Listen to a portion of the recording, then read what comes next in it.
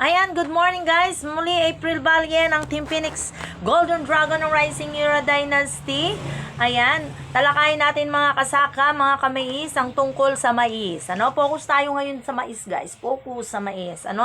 At please like and share and please subscribe my YouTube channel mga guys.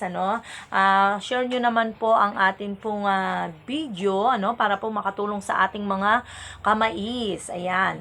At talakayin natin guys yung mga problema at bigyan natin kayo ng solusyon. Siyempre, pag may problema, kailangan may solusyon, di ba? So guys, talakayin natin ang mga problema sa maisan. Ang daming problema nyo sa mais, guys. Promise, Kaya dapat natin maging open-minded po kayo. Magkaroon po tayo ng sapat na kaalaman para mabigyan po natin ng solusyon yung ating pong mga problema po sa kamaisan. Okay?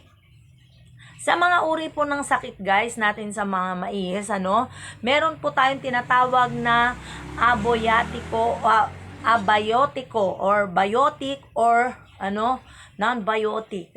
Yung walang buhay at may buhay. Yan po yung mga problema natin sa atin pong mga pananim. Talakayin po muna natin yung may buhay. Ayan. Sa may buhay, ano po yung mga problema natin? Yung amag, bakterya, virus, yung maliliit na bulati, ano pa ba yung mga parasites sa halaman. So, paano natin sila maiiwasan, Paano natin maiwasan yung mga parasites na yan, yung mga, na mga biotic na mga merong buhay na problema natin sa sakahan, sa ating mga maisan, guys. So, para po natin yan masolusyonan, guys, dapat po, meron po tayong knowledge na para maiwasan sila, di ba? Kailangan po yung iba, syempre, kailangan dyan, ang solusyon dyan para maiwasan, kailangan po sabay kayo sa mga time ng taniman. Timingan po ninyo yung halos sabay-sabay po kayo para hindi lang kayo pagpipiestahan ng mga parasites, di ba? Pangalawa po, kailangan po ay linisin po nating mabuti yung atin pong mga taniman. Alisin po natin yung mga kulitis, mga damo, di ba?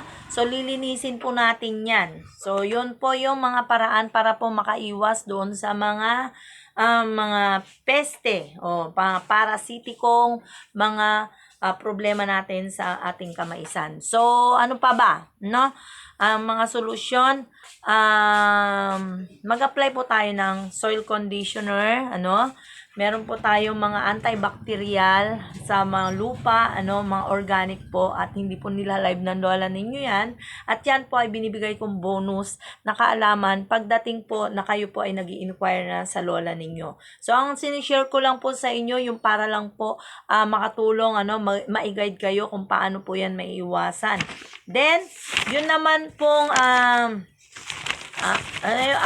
yung biotic, o non-biotic na tinatawag natin, yun po yung walang buhay or hindi nakakahawa, mula sa mga sakit ng atin pong mga pananim. Ito po yung mga non-biotic or yung walang buhay, na problema natin sa ating mga maisan. Guys, yung una po, yung masyadong malamig or mainit ang temperatura or yung panahon po natin. So, hindi natin yan makokontrol, yung mga uncontrolled, sobrang kulang sa tubig. Ayan, yung mga non-irrigated area.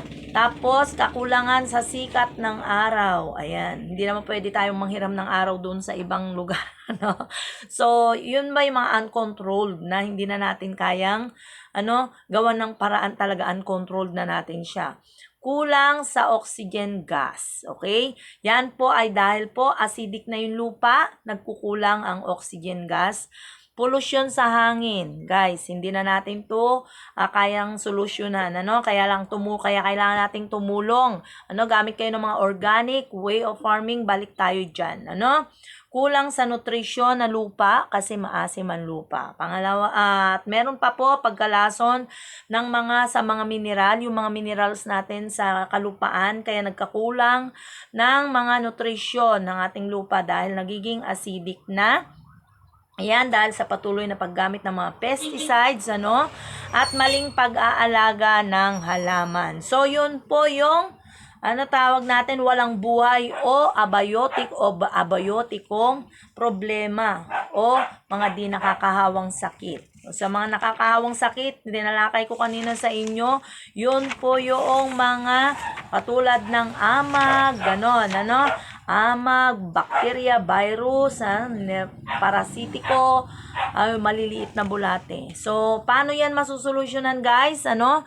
Una po, gamit po kayo ng yung legit na tinatawag nila, tawag dito, yung mga binhi na matitibay doon, yung matitibay, doon sa mga ganong mga parasites, sa mga viruses na ganon.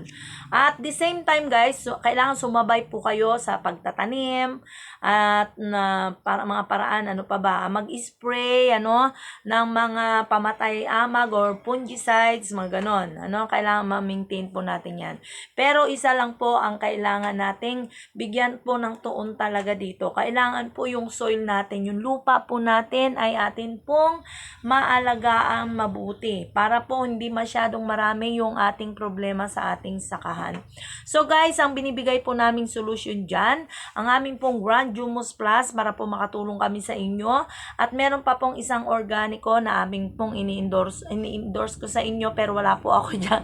Commission, hindi po kasama yan, nabibili nyo lamang po to sa palengke at sangkap natin ito sa lutuin, guys, Kaya kung gusto niyo malaman niya, mga secret ng lola ninyo, wala na po kayong ibang gagawin kundi kumontak po sa aking numero or mag-PM po kayo dito sa aking Red April Facebook account, and please subscribe and like and share nyo na rin po. So, sa mga gusto pong makatulong sa ating mga kasaka, ka-farmer, ka-mais, muli po, April Balyasale, handang tumulong po sa inyo sa abot ng aking makakaya, maglilingkod. Well, God bless everyone and thank you. Ayan po. Bye-bye everyone!